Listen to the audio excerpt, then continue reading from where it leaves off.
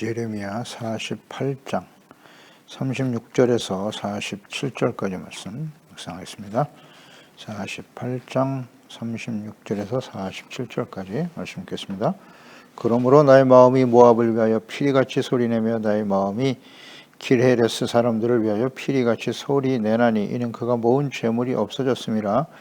모든 사람이 대머리가 되었고 모든 사람이 수염을 밀었으며 손에 칼자국이 있고 허리에 굵은 배가 들렸고 모압의 모든 지붕과 거리 각지에서 슬피 우는 소리가 들리니 내가 모압을 마음에 들지 않는 그릇같이 깨뜨렸습니다. 여호와의 말씀이니라.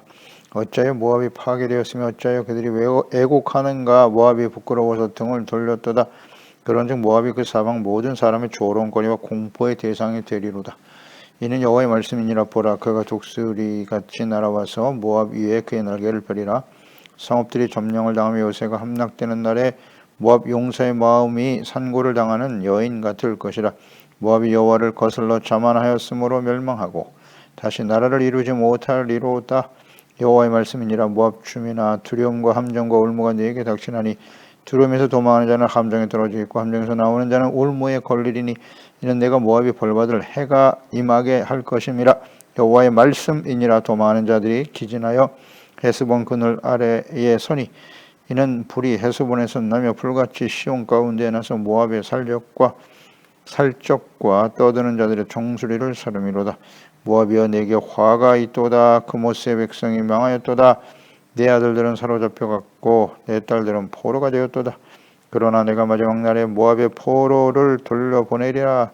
여호와의 말씀이니라. 모압의 심판이 여기까지니라. 아멘. 하나님을 대적하는 교만한 자의 최후. 하나님의 언약의 백성들 또 자녀들 그들을 무시하고 조롱하는 것, 이것은 곧 하나님을 멸시하는 교만한 행동이죠. 이렇게 교만한 자들은 반드시 모압과 같이 하나님의 진노의 잔을 피할 수 없다. 모압이 심판과 멸망의 길을 가게 되는 원인은 뭐냐? 교만입니다. 심한 교만이라 그랬고 자고와 오만과 자랑하는 마음의 거만합니다. 이렇게 말씀하셨어요. 그러니까 스스로를 높이는 거예요. 자고한다. 교만의 극치 모습을 가지고 있었던 모압이었어요. 교만과 오만의 결과는 이와 같다. 모압의 멸망이 주는 교훈입니다. 이어서 36절에 나의 마음이 모압을 위하여 피리같이 내며 그랬어요. 피리같이 소리한다는 의미는 슬픔을 나타내는 피리 소리예요. 혹은 죽은 자들을 위로할 때 피리를 불곤 했는데 피리 소리와 같다. 피리같이 소리를 낸다는 것은 슬픔과 애곡하는 소리가 모압에 가득하게 될 것이다. 그 원인은 그가 모은 재물이 없어졌음이니라 그랬어요. 슬퍼하는 이유가 재물이 없어졌다. 그러니까 그들이 모압 사람들은 자신들이 가지고 있는 재물을 아주 자랑스럽게 여겼단 말이죠. 자랑하고 교만했던 그 원인이었던 재물들이 다 사라졌다. 그래서 슬피 탄식하는 소리가 나게 될 것이다. 그들은 하나님보다 재물을 더 믿고 의지했어요. 이것이 주는 교훈이죠. 하나님보다 재물을 주인으로 삼고 재물의 종이 되어 살아가는 사람들, 하나님보다는 재물에 사랑과 가치를 두고 살아가는 사람들은 이와 같이 될 것이다. 아주 분명한 교훈이죠. 그래서 모압 사람들뿐만 아니라 모든 시대의 하나님의 자녀 백성들에게만 있고 또 이 시대의 모든 사람들에게 이 말 하나님의 뜻이에요. 하나님보다 재물을 더 믿고 의지하는 자는 반드시 멸망의 길을 갑니다. 잘 한번 살펴보세요. 역사를 살펴봐도 그렇고 현재 우리 현 상황에서도 한번 보세요. 하나님의 이름을 들모이고 말이죠. 하나님을 믿는다고 하는 사람들이 하나님보다 재물과 권력을 더 의지하고 불의를 행하는 자들이 어떻게 되어 있나요? 어떻게 되었죠? 이건 절대 진리입니다. 디모데전서 6장 9절 12절 아닙니까? 부하려 하는 자들은 시험과 올무와 여러 가지 어리석고 해로운 욕심에 떨어지게 돼 있어요. 이건 진리입니다. 여기 예외는 한 사람도 없어요. 곧 사람으로 파멸과 멸망에 빠지게 하는 것이다. 이 말씀의 의미를 모르나요? 돈을 사랑하며 일만하게 뿌리가 되나니 이것 것을 탐내는 자들은 미혹을 받죠. 불의와 타협하는 유혹이죠. 믿음에서 떠나 많은 근심으로서 자기를 찔러도다. 오직 너 하나님의 사람아, 하나님의 사람은 이것들을 피하고 의와 경건과 믿음과 사랑과 인내와 온유를 따라야 한다. 믿음의 선한 싸움을 싸우라. 영생을 취하라. 이를 위하여 내가 부르심을 받았고 많은 증인 앞에서 선한 증언을 하였도다. 아멘입니다. 부하려고 하는 자, 부자가 되려고 하는 마음, 이거 조심해야 된다는 거잖아요. 시험과 올무에 빠지게 된다고, 해로운 욕심에 떨어진다고요. 우리는 이 땅에 부자가 되기 위해서 구원받은 하나님의 자녀들이 아닙니다. 하나님의 자녀들에게는 하나님께서 재물 얻을 능력을 주시는 거예요. 무엇을 먹을까 입을까 마실까 염려하고 자신의 능력을 극대화시켜서 불의와 타협하고서라도 내가 이 땅에서 부와 권력과 명예, 영예를 누리며 살아가기를 원한다. 이것이 하나님을 섬기고 이 땅에 그리스도인으로 하나님의 자녀로 살아가는 삶의 목적인가요? 목적이 되어서는 안 되잖아요. 하나님의 나라와 일을 먼저 구해야죠. 그러면 이 모든 것을 너에게 더하여 주시는 하나님의 은혜죠. 하나님의 나라, 의를 추구하는 삶을 살아가야 한다. 그래서 예수 그리스도를 믿고 죄 사함 받고 의롭다함을 얻는 것이 얼마나 큰 복입니까? 놀라운 은혜죠. 그래서 우리가 예수 그리스도 앞에 우리의 죄를 깨닫고 회개하고 돌이켜 용서받고 의롭다함을 얻게 되면 하나님께서 이제는 하나님의 우리의 주인 되시고 우리의 주가 되어 그 주님의 말씀을 따라 순종하며 살아갈 때 우리의 삶에 필요한 모든 것을 더하여 주시더라. 은혜와 복을 누리며 살게 되는 거예요. 그런데 이 삶의 소중한 목적과 가치를 하나님이 아닌 돈에 두기 시작하더라는 거죠. 삶이 편안해지거든.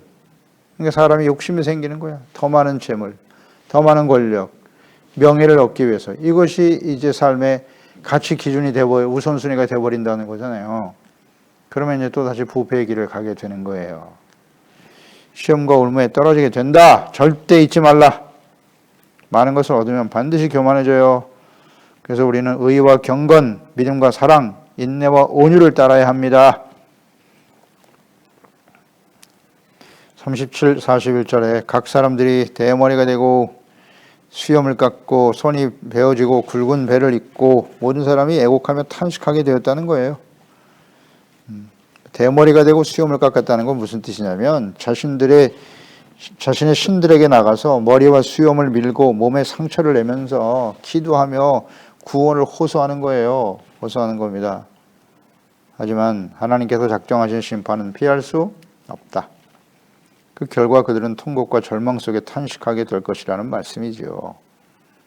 그러니까 모압이 파멸하여 사방 모든 사람들로부터 조롱거리와 공포의 대상이 되었다는 거잖아요. 그 이전에는 모압은 부러움의 대상이었어요. 한 번도 전쟁을 겪어보지 않았고요. 아주 평안을 누리며 살았던 나라였어요. 주변 나라들로부터 부러움을 샀고 하나님의 백성들조차도 모압이 누리는 그 평안과 그 형통한 삶을 부러워해서 그들이 섬기는 그모스를 데려다가 그모스 신 앞에 자식들을 번제로 불 속에 번제로 드리는 일까지 행했단 말이에요. 왜 모압의 신을 끌어들였겠어요? 모압이 그만큼 편안하고 모든 재물을 쌓으며 형통한 나라였다는 거죠. 부러움의 대상이었기 때문에 그들의 신을 끌어들이는 거예요. 오늘날도 마찬가지 아니겠어요? 전능하신 하나님, 역사의 주관자이시고 지금도 살아계신 하나님을 아버지로 섬기는 하나님의 자녀들이 어찌하여 자기 자신과 세상에, 요새 뭐 재물이 신이니까 재물의 신을 끌어들이고 그에게 종노릇 하며 불의와 타협하겠습니까? 너무 부러운 거예요. 하나님 없이도 돈만 있으면 세상이 정말 행복하고 잘 살 수 있을 것 같단 말이죠. 그 세속적인 욕망과 권력, 쾌락, 권력은 다 결국 돈과 연결돼 있어요. 돈 벌기 위해서 하는 거지 뭐. 아닌가요? 왜 권력을 추구하는 겁니까? 뭐 나라를 바르게 세우기 위해서. 이게 다 헛소리고요. 자신의 욕망을 위해서, 욕망의 성취를 위해서 하는 거예요. 그게 아닌가요? 하나님이 없는 사람은 너무나 당연한 거고요. 근데 하나님의 사람들조차도 이렇게 유혹을 받게 되는 거예요. 그래서 쉽게 죄악과 타협하고 불의와 타협하게 되는 거죠. 자신이 마치 이 세상 나라의 모든 공의의 기준이 되는 것처럼 말이죠. 아휴, 그것도 깨닫지 못하고 그냥 사람들은 미혹되어 말이죠. 다 속는 것이요. 왜냐하면 왜 그런 말도 안 되는 교만과 욕망이 가득한 사람들에게 줄을 서고 따를까요? 성향이 비슷하기 때문이죠. 유유상종이지. 그 분별이 안 됩니까? 거기에 부안해동합니까? 같은 욕망을 가지고 있잖아요. 나도 세상에서 잘 되고 출세하고 권력을 얻고 부와 영화를 누리고 행복하게 살아보자. 그게 행복입니까? 삶의 우선순위예요? 그래서 그모스와 같은 이 모압 신들을 끌어들이는 겁니다.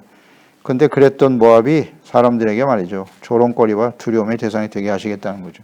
그게 얼마나 허망한 일인가를 알기 때문이에요. 그래서 이 바벨론에 의해서 평안을 누렸던 모압은 완전히 멸망을 당하는 것을 주변 나라들을 다 보게 하시는 거예요. 그래서 모압의 멸망을 보면서 두려워 떨고 있다. 조롱거리가 되고 공포의 대상이 되게 하셨다. 사실 이 모압을 이렇게 심판하시는 하나님의 뜻은, 궁극적인 하나님의 뜻은 뭐겠어요? 모압과 같은 삶을 흠모하고 모압의 신들과 우상을 받아들이고 섬기는 하나님의 백성들에 대한 경고죠, 경고. 그리고 교훈을 얻도록 하기 위해서 이렇게 하시는 거예요. 그리고 이 모든 일들이 장차 모압에 일어날 것이라는 것을 선지자 예레미야를 보내서 이 말씀을 증거하시죠. 증거하시는 이유가 아주 분명해요. 지금 모압에 일어날 일들은 우연히 발생하는 일이 아니야. 이스라엘 하나님 여호와께서 교만한 자를 대적하시고 그들에게 하나님이 심판하시는 일임을 주변에 있는 사람들이 알고 무엇보다도 하나님의 백성들이 잘 깨닫고 돌이킬 수 있도록 경종을 울리기 위해서 이 말씀을 하시는 거고, 모든 또 이것을 기록하여 남기셨잖아요. 그리고 오늘날 이 시대에 하나님의 자녀 백성들에게 읽고 듣고 보게 하시죠. 그 뜻이 뭐겠습니까? 모압과 같은 성향을 가진 사람들, 세속적인 영화와 권력을, 부와 권력을 좋아하는 사람, 그걸 삶의 가치 중심으로 살고 살아가는 사람들은 이와 같이 될 것이다. 그 이후에 모든 시대, 오늘 시대 우리 하나님의 자녀들에게 주시는 교훈 아니겠습니까?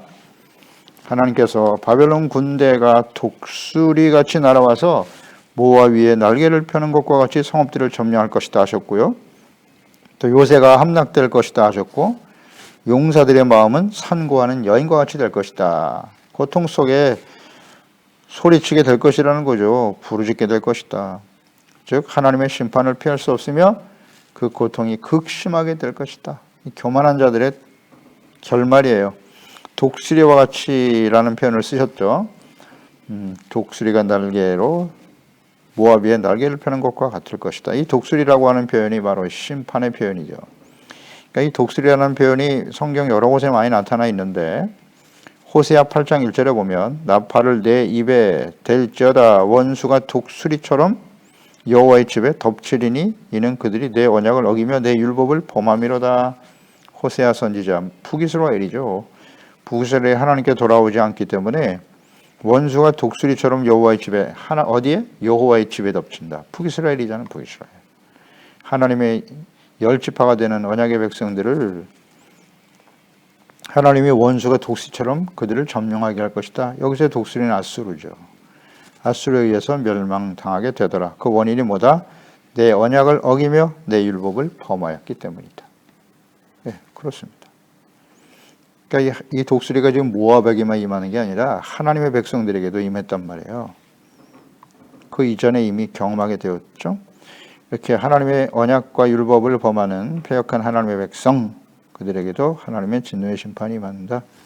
이것은 뭐 계속되는 거죠. 예수님 시대에 하나님의 자녀와 백성들, 예수님을, 하나님의 아들 그리스도를 거부했죠. 십자가에 못 박아버렸어요. 어떻게 되었습니까? 로마가 독수리같이 예루살렘 성에 임하게 되는 거예요. 완전히 멸망을 당했죠. 그 이후에 마태복음 24장이죠. 27절 31절에 예수님의 재림과 마지막 심판에 대해서 예언하시면서 번개가 동편에서 나서 서편까지 번쩍임같이 인자의 임함도 그러하리라. 예수님의 재림이 갑자기 그냥 임한단 말이에요. 죽음이 있는 곳에는 독수리들이 모일 것이다. 죽음이 있는 곳에 독수리라는 표현을 또 쓰셨잖아요. 이 독수리가 하나님의 심판을 의미하는 건데, 그날 환란 후에 즉시 해가 어두워진다. 달이 빛을 내지 않을 것이고 별들이 하늘에서 떨어지고 하늘의 권능들이 흔들릴 거야. 그때 인자의 징조가 하늘에서 보이겠고 그때 땅의 모든 족속들이 통곡할 것이며 그들이 인자가 구름을 타고 능력과 큰 영광으로 오는 것을 보게 될 거다. 그가 큰 나팔 소리와 함께 천사들을 보내리니 그들이 그의 택한 자들을 하늘 이 끝에서 저 끝까지 사방에서 모을 것이다. 그러니까 예수 그리스도의 재림과 심판이 동시에 일어나는 거예요. 심판이 임하면서 먼저 알곡과 같이 기름 준비하고 의와 거룩함과 진실한 빛된 삶을 살아간 사람들은 끌어올리시고 데려감을 당하고 버려둠을 당하는 사람들에게는 하나님의 심판이 임하게 되는 건데 이게 독수리잖아요. 죽음이 있는 곳에 독수리가 모인다. 같은 표현이잖아요. 예수 그리스도의 재림과 마지막 환란이 이 땅에 이루어지게 될 것이다. 이 말씀이 요한계시록에서 구체화되죠. 계시록 8장 13절 내가 또 보고 들으니 공중에 날아가는 독수리가 큰 소리로 이르되 땅에 사는 자들에게 화가 있으리니 이는 새 천사들이 불어야 할 나팔 소리가 남아 있음이로다 하더라. 큰 독수리가 나오잖아요. 큰 소리로. 이 땅에 있는 자들, 이게 중요해요. 계시록 마지막 심판이 임하는 때는 천상, 하늘에 있는 자와 땅에 있는 자로 딱 나누어지는 거예요. 그러니까 위에 속한 자와 땅에 속한 자가 있단 말이죠. 남겨진 자, 버려둠을 당하는 자가 있고 데려감을 당하는 자가 있다는 것이죠. 그러니까 예수님이 오셔서 데려감을 당하는 자들은 천상에 있는 거예요. 그 심판이 이 땅에 쏟아질 때 그들은 하늘에서 하나님의 구원을 찬양하고 하나님의 심판은 정당하시도다. 우리의 피의 대가를 갚아주시는도다. 구원이 여호와께 예수 그리스도로 말미암아 임한다고 찬송하게 되는 거예요. 이 땅에 있는 자들은 화가 있다. 이 땅에 남는 자가 되어서는 안 되겠죠. 땅에 있는 자는 어떤 자겠어요? 기름을 준비하지 못한 빛된 사람을 잃어버리고 어둠에 속해 살아갔던 사람들이겠죠. 입술로 주여 주여 이름은 부르나 불법과 타협한 불법을 행하는 자들아 내게서 떠나라. 내가 너를 알지 못한다. 불법을 행하며 무엇을 먹을까 입을까 마실까 재물을 주인으로 섬기는 거예요. 거기에 가치 중심을 두고 그 이전에는 가치 등불을 켜고 있었다고요. 그런데 결국 멸망의 길을 가게 되더라. 하나님의 자녀들이 어째 이렇게 2000년 동안 나라가 없이 흩어져 고난과 환난 가운데 살게 되었는고? 아주 분명하죠. 하나님 독수리는 하나님의 심판이에요. 예수님께서 말씀하신 대로 하나님의 인내의 시간이 끝나는 날이죠. 독수리와 같이 하나님의 심판이 이 땅에 이루어지게 될 것이다. 그러니까 땅에 있는 자들이 되어서는 안 되겠죠. 위의 것을 바라봐라. 위의 것을. 땅에 속한 자. 다 육체의 욕망을 따라 사는 사람들이잖아요. 육의 생각은 사망이고 영의 생각은 생명과 평안이다. 너무나 분명하죠. 성령의 인도하심을 따라 성령의 열매를 맺으며 살아가느냐 아니면 육체의 열매를 맺고 살아가는가. 육체의 욕망을 따라 살아가는 사람 이 땅에 속한 사람이에요. 산자와 죽은 자죠. 43절 45절에 두려움, 함정, 올무가 닥칠 것이다 라고 말씀하셨네요. 도망하는 자들은 함정에 빠지고 나오는 자는 올무에 걸린다. 도저히 빠져나갈 수 없는 하나님의 심판 결코 피하지 못하리라. 이렇게 모압이 멸망을 당하는 것은 하나님께서 모압을 벌하시는 날이기 때문이다. 하나님이 벌하시는 날이다. 죄에 대한 대가라는 거죠. 행한 대로 갚아주시는 거고, 그러니까 모압과 그 신들을 하나님보다 더 믿고 의지하는 교만하고 패역한 하나님의 백성들도 이와 같이 하나님의 형벌을 피할 수 없다. 이미 예루살렘 멸망을 당했잖아요. 애굽으로 도망쳤던 남은 유다 백성들, 애굽이 멸망함과 함께 멸망의 길을 가게 될 것이고, 그것을 조롱하고 비웃고 기뻐했던 모압 역시 마찬가지. 자신들의 그모스 신이 우리를 지켜준다고 생각했겠죠. 이스라엘의 하나님은 살아계신 하나님이 아니군. 우리가 섬기는 그모스 신이 더 강하고 위대하다. 그런 생각을 하지 않았겠어요? 그래서 하나님과 하나님 백성들을 얼마나 조롱했습니다. 그래서 그 교만 때문에 멸망당하는 거예요. 하나님은 이스라엘만의 하나님이 아니세요. 교회 안에만 계시는 게 아니라고요. 이 세상 인류의 역사의 주인이시고 이 땅 일어나는 모든 일들은 하나님이 섭리하시고 주관하시는 거예요. 결코 우연이 아닙니다. 이것을 무슨 인간적인 지혜와 지식으로 해석하고 대처하려고 하면 안 됩니다. 안 돼요.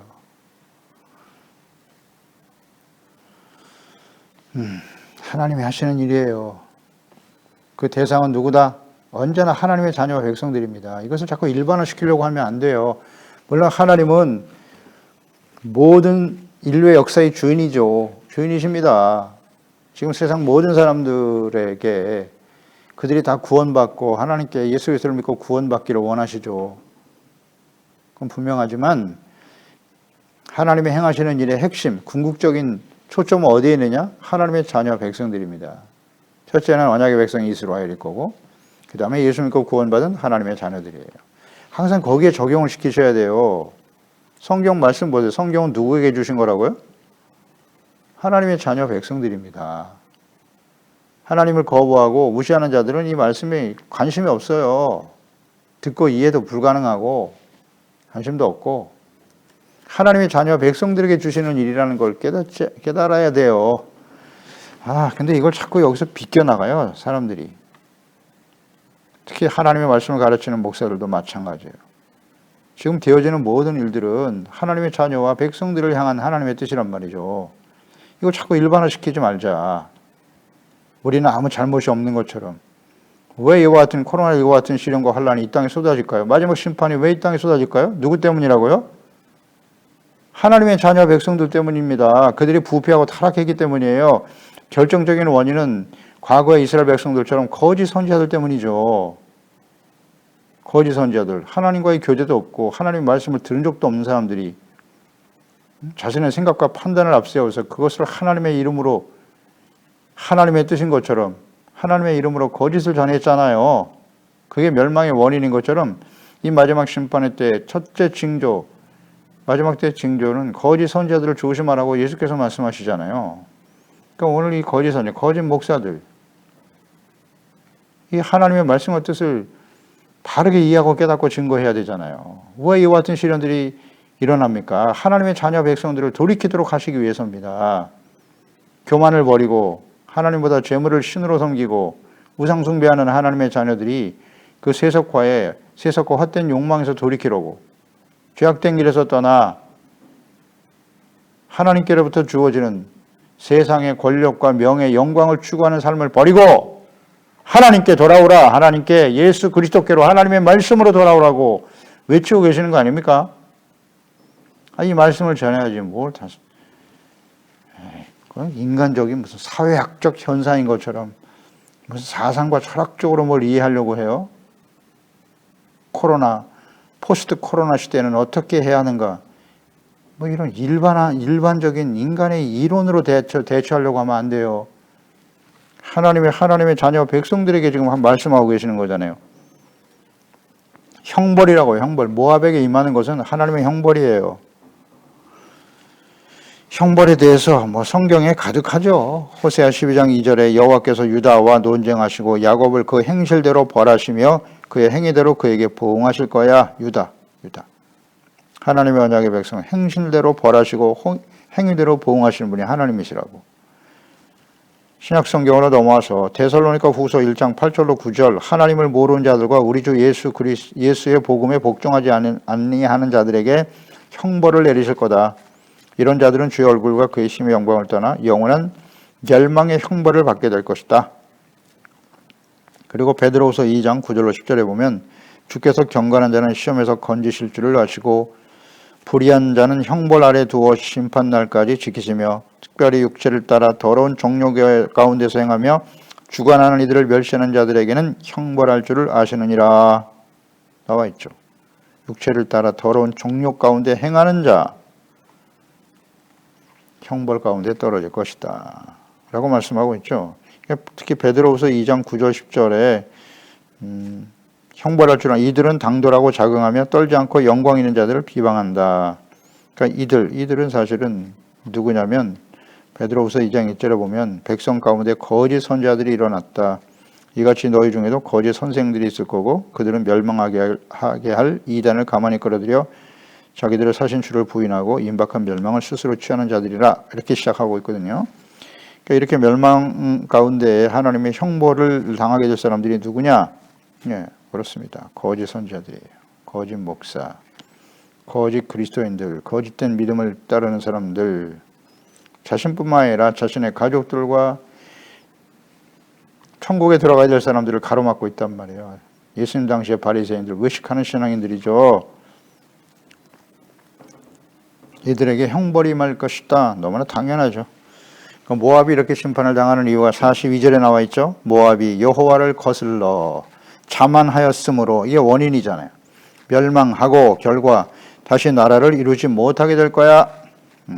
자만하고 교만하여 하나님을 거슬렀다. 대적했다는 거죠. 거역하고 대슬렀다.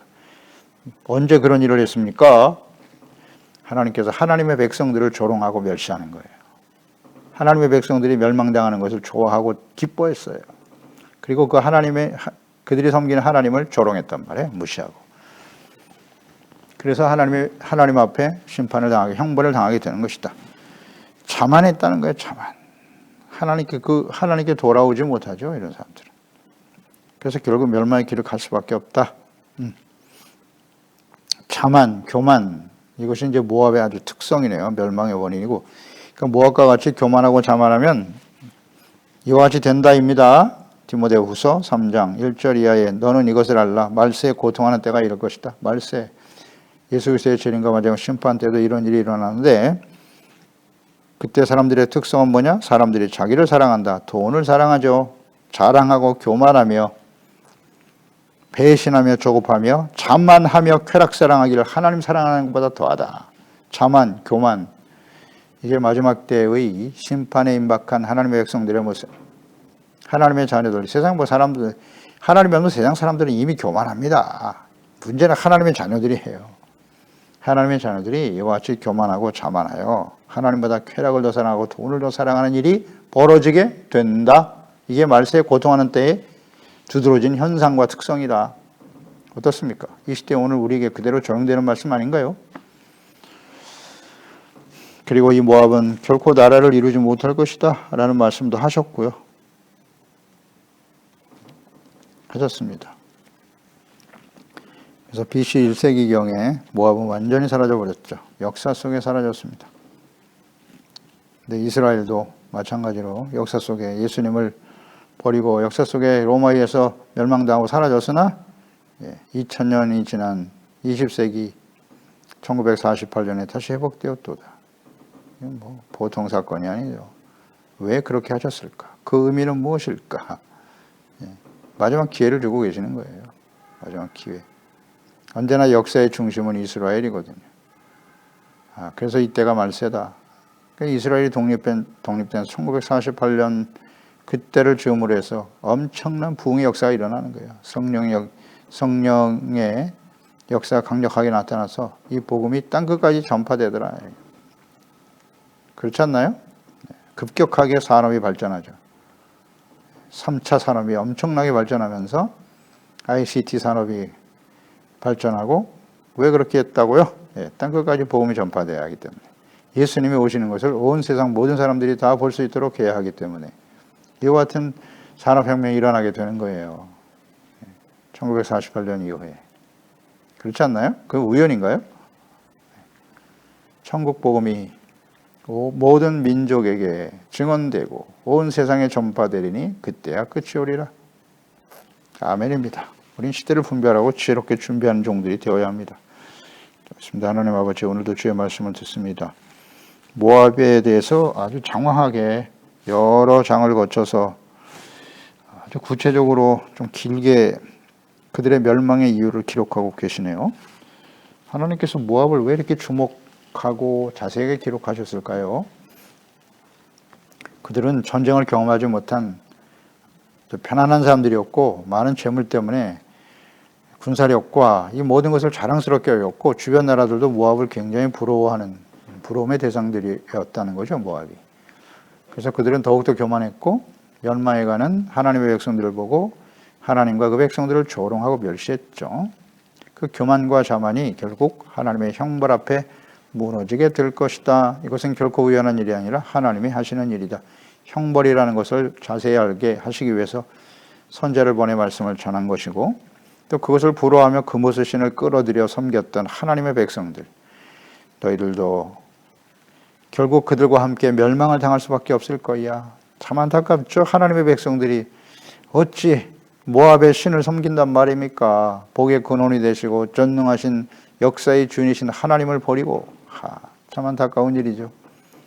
그런데 이러한 모습이 오늘날 시대에도 우리에게 재현되고 있다는 거예요.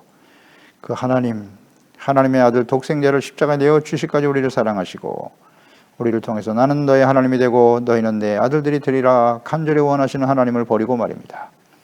세속화의 욕망에 빠져서 부자 되기 원하고 재물을 우상으로 섬기고 재물을 주인으로 섬기며 그 재물을 얻고 권력을 얻는 일을 나의 삶의 목적과 가치 우선순위로 두고 살아가는 이 시대의 하나님의 자녀들의 모습이 바로 이들과 같지 않을까요? 그래서 결국 이 땅에는 하나님의 형벌이 임할 수밖에 없는 것임을 깨닫게 하시고 우리의 삶의 중심, 진정한 삶의 가치 우선순위, 하나님의 나라와 그의 의를 먼저 구하고 그 결과로 더해 주시는 하나님의 은혜로 감사하며 살아가는 우리 모든 지체와 가족들 자녀들이 되게 하여 주시옵소서. 예수님의 이름으로 기도드립나이다. 아멘.